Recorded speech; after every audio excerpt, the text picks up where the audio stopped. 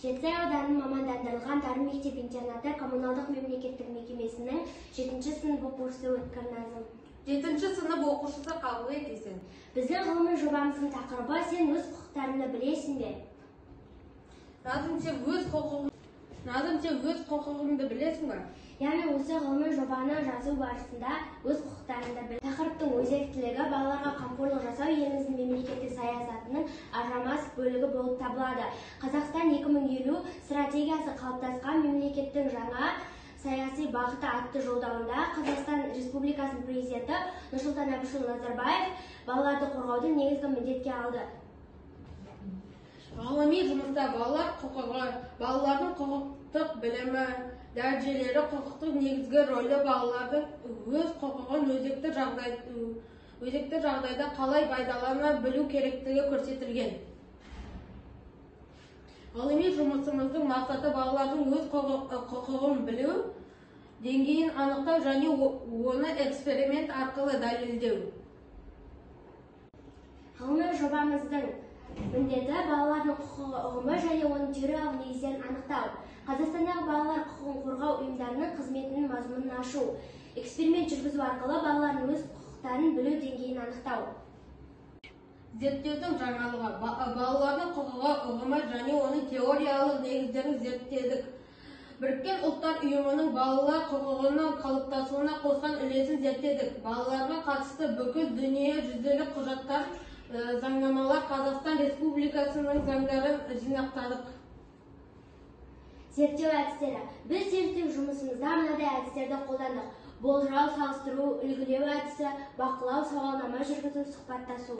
Балалар құқығының ұғымы және оның теориялық негіздері Қазақстан Республикасының демографиялық саясат бала туды өсіруге, салауатты өмір салтын қалыптастыруға, өлім жітімді азайтуға және соның нәтижесінде баланың өмір сүру сапасын арттыруға және өмір сүру ұзақтығын ұлғайтуға бағытталған.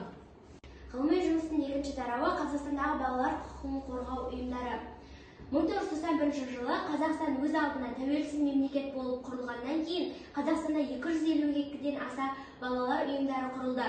Олардың ішінде 1983 жылы құрылған Шығыс Қазақстан облысының атамекен ұйымы 1995 жылы мың бала, 1993 жылы Жұлдыз, 1996 жылы ұйымдастырылған Болашақ ұйымы, 1995 жылы құрылған Қазақстан скауттары мен жас лидерлер ассоциациясы.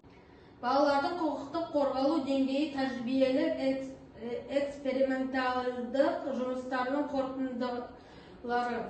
Біз өз зерттеу жұмысымызда балаларға арналған арнайы сауалнама ұйымдастыруды жөн деп таптық. Ал сауалнама өзіміздің мектеп оқушыларын таңдадық. Әлеуметтік сауалнаманы 2021-2022 жылы оқу жылының қыркүйек-қазан айында алдық. 2 айда салыстыра қараса, қазан айының көрсеткіші көңіл қуантарлық. Бұл әлеуметтік сауалнама негізінен балалардың құқықтық деңгейін анықтау мен олардың құқықтық білімін арттыруға арналған. Біздің бірінші сауалнамамыз: сен өз құқығыңызды білесіз бе? Бұл сұраққа балалардың 15% білем деп жауап берді. Ал 13% мүлдем білмеймін деп жауап берді. Ал 14% білмеймін деп жауап берді. Ал 16% аздап білем, 16% біраз білемін деп жауап берді. Сендер өз құқықтарыңды білесіңдер ме?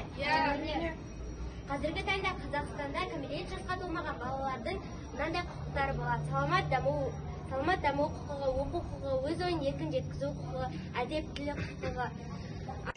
Екінші сауалнама: сіздің құқығыңыз тапталған жағдайда сіз алғаш кімнен көмек сұрайсыз? 27% жауап беруге қиналды, 27% полициядан деді, 30% бала қорғау департаментінен деді, ал 16% сынып жетекшісінен. Сіздің құқығыңызды кім жиі бұзады? Мен білмеймін, менің құқығымды әлі ешкім таптаған жоқ. Егер сіздің құқығыңызды біреу таптаса, заң органдарына жүгінсеңіз болады. Қорытындай келе, кез келген мемлекеттің ең нәзік бөлшегі саналатын балалар қашанда мемлекет пен ата-ананың қамқорлығында, ал қызыққа мол ең тәтті балалық шақпен қамтамасыз ету. барлық мемлекеттің басты парызы.